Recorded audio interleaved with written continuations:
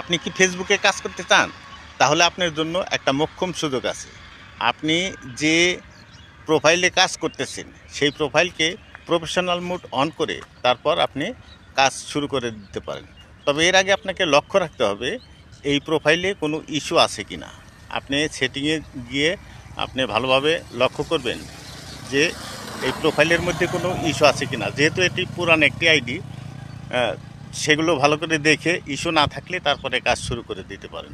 আর যদি ইস্যু থাকে তাহলে আপনার এই প্রোফাইলে কাজ করা দরকার নেই। আপনাকে নতুন একটা প্রোফাইল খুলে তারপর কাজ করবেন।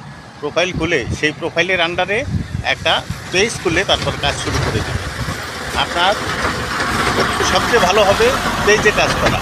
প্রোফাইলটা আপনার